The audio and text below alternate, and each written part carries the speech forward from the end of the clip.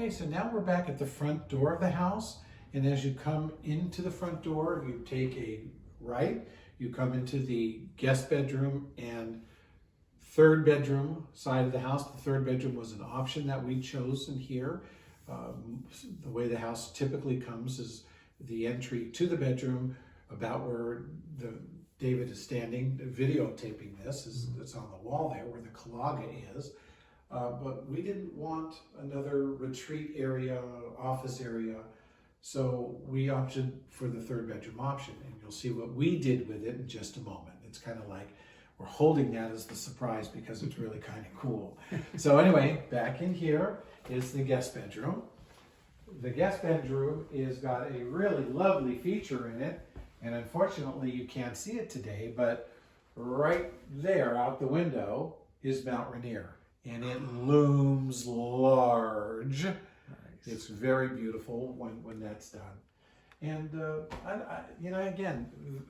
we love color, my wife and I. We love saturated colors, which means deep, rich colors. We like colors that are from nature and some that are not. But the darker that you go on a color, like this deep, deep purple that you're seeing on the wall here, literally makes this room look larger, because what defines, now see, this is getting into now design 404, class, okay, in college. What defines space is not color, it's shadows, okay?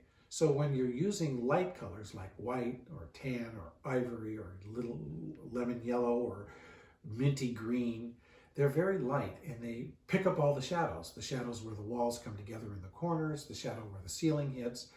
Well, when you use dark saturated colors, those shadows get absolved.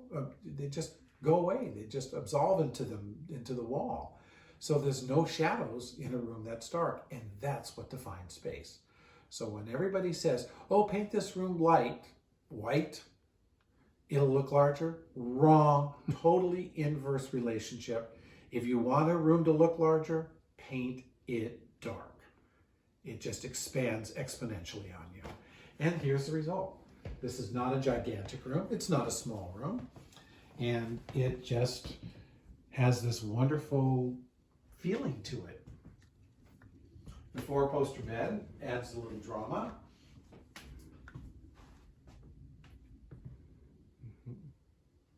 We think it came out really well. And once again, shutters throughout the house, except for the front window. We didn't do a shutter on because we knew the four-poster bed was going to go in front of it, or any bed was going to go in front of it. And there's no point in putting shutters in a space where they can't open. So we opted for as big a blind as we could get to kind of match the feeling of the shutter. Others have asked me, well, why haven't you put up any curtains in here? It was a choice. I mean, I could have done curtains. I just didn't feel it was the right vibe for Pacific Northwest, casual, contemporary, high-end or upper-end kind of feel. So my choice as a designer was to stay with the harder products rather than the softer ones. And trust me, in my career, I've done draperies. Oh boy, have I done draperies. I was glad not to do draperies in here. Good. So another Oriental piece here, which is very functional. When you open it up, it contains a television for guests. Come on, open, there we go. For guests to be able to view while they're in bed. This is even a monitor for a computer, so they bring their laptops. We have it wired so that they can just hook their laptop right on into it and use it as a monitor for working. And we have a TV tray hidden somewhere else that if they want to work, we can set them up with a TV tray right in front of their monitor and their laptop, right here. So nice. Kind of nice features that we kind of planned into what was going on here for the future. And we have a little bit of a rock collection. Geodes is what they're technically called. The one in the middle is an amethyst geo, and yes, amethyst jewelry does come from that. And I just think they're beautiful. Anything Mother Nature does is always prettier than anything man does. These are Cloisonne Vases, which means that they outline all this first and they put in the color and then they fire it to create these kind of designs. They come from China, and I think they're rather exquisite.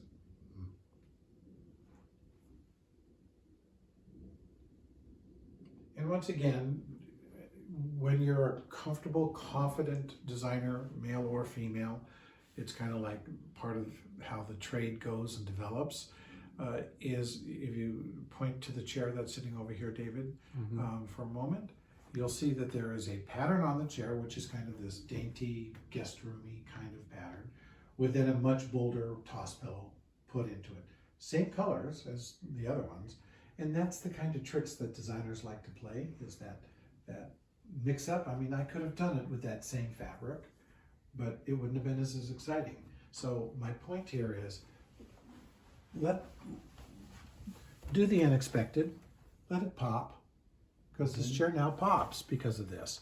So don't be afraid, if you're going to get into your own design here, to experiment with the pops, because that's what makes it a wonderful environment. It makes it special and unique to you. We're getting into the guest bathroom. This is the one thing that the builder Shay would allow me to do. They allowed me to specify how I wanted the tile that I chose. They allowed me to do that, and they allowed me to specify how I wanted it done on the walls. So for me, the reason I acclimated the tiles vertically and I stacked them directly on top of one another rather than stagger them is because this tile evoked to me, when I first saw it, as the bark of a tree. So these are kind of like of my forest in the Pacific Northwest. And then right out that window at the top there, which you can't see, we're not far enough back, is literally trees that complete this whole vision here. And then, designers just can't help themselves. So the little bit of bling just makes it all fun. And, a little sparkle, a little shine, a little grow. Looks nice. Beautiful. Yeah. When this was supposed to be the third bedroom was not supposed to be a third bedroom. Well, then this was the door that came into this bathroom, and this door didn't exist here. The one here didn't exist. This was put in when you created a third bedroom. But they didn't take out the door going to the bedroom. So that's one of the very first things we did, is we took out the door, and that's where that oriental chest of the television is up against.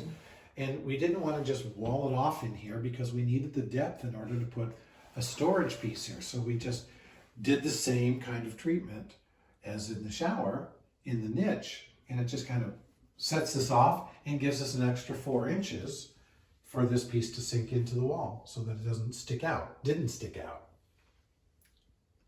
And I think it worked out marvelously well. And then because I use this bathroom every day, when the other bathroom was torn up for a month, I discovered real quick that I didn't have a place for my towel when I got into the shower. I added this hook. Yes, okay. Right here, because the towels go over here, but the hook is where you need it when you get out of the shower. So the little hook there, just drilled it right on into the side of the unit. And these are the things that you can do as a homeowner. You can think about how to make my house function a little better. Exactly. Yeah. Perfect. And this was over here. This was when we got the house, the standard plate mirror that went from there to there up to there, and it's the very typical track home kind of thing. And no, designers don't like that. So we took that all off and patched the walls and did what we needed to do, and we put this wonderful medicine cabinet in. It's got glass inside and on the outside of it, so that you can really see what you're doing and get the back of your hair. So this is a nice guest feature, guest bathroom feature.